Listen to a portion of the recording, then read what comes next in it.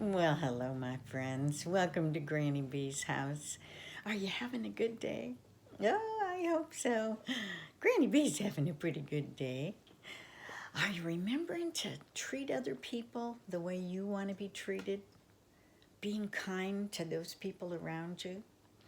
You know what's going to happen if we all do that? We're going to make this world a better place. Well, this book today is kind of silly. It's about a penguin. His name's Cuddly Dudley. And it's written by Jez Alborough. And I'm telling you what, I've never known a more cuddly penguin. Ready? Ooh, this is a big book. I'll move it back a little bit. Dudley loved to play. He loved to play jumping, diving, and splashing. But most of all, Dudley loved to play all by himself. The trouble was, Dudley was such a lovely, cuddly penguin that whenever his brothers and sisters found him on his own, they just couldn't resist having a huddle and a waddle and a cuddle with him. "Go away," Dudley would say. "Leave me alone." "We can't," came the reply. "You're just too cuddly, Dudley." "I'm fed up with all your huddling and waddling and cuddling," said Dudley one day. "I'm going to find a place where I can play all by myself." And off he went. He waddled and he toddled for many, many miles until quite by chance he found a little wooden house that looked perfect for a penguin. And it seemed to be empty. "At last," said Dudley, "a house of my own, a place where I can jump around all day without being disturbed." Just then came a rap-tap-tap at the little wooden door. "It's us," said two of Dudley's sisters. "We followed your waddle prints. Can we come in?" "No, you certainly can't," said Dudley. "I'm very busy and I don't want to be disturbed. So please go away." And he shut the little wooden door and was all alone once more. "At last," said Dudley, "a house of my own, a place where I can splash around all day without being—" Just then came another rap-tap-tap at the little wooden door. "It's us," said his brothers and sisters. "We followed your waddle prints. Can we come in?" And "No, you certainly can't," said Dudley. "I don't want to huddle and waddle and cuddle. So for the very last time, stop following me around." He slammed the little wooden door and was alone once more. "Dudley, that is not very kind." "Ah!"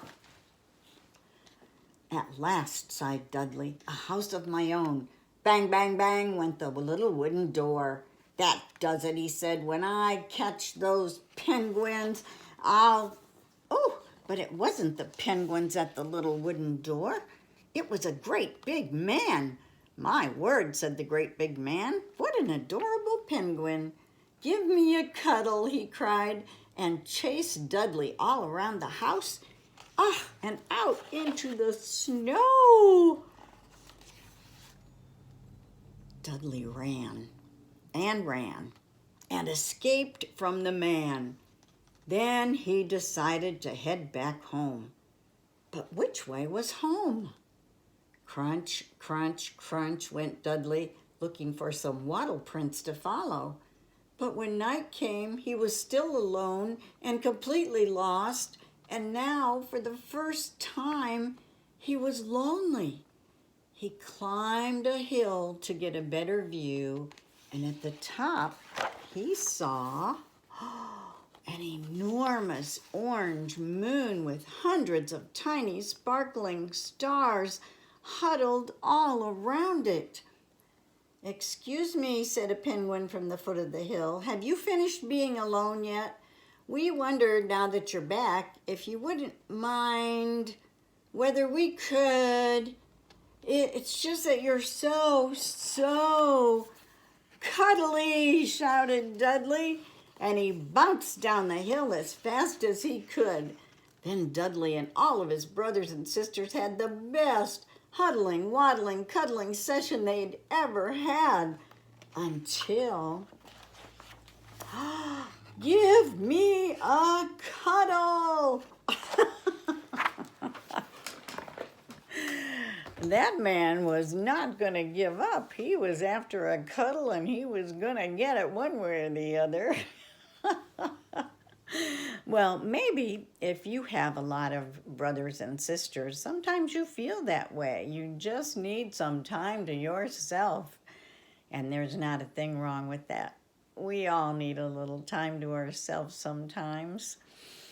But we can't forget that family is important. And being a part of a family is such a blessing. So I hope you'll be a little more patient with your brothers and sisters if they're bugging you all the time. But I hope, too, that you'll give them a cuddle once in a while, because we all need some cuddling, too.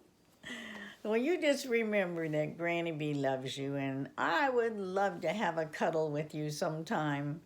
So be kind, treat other people the way you want to be treated, and do those little acts of kindness to make the world a better place. Okay? You come back and see me, and I'll read you another story sometime. Bye.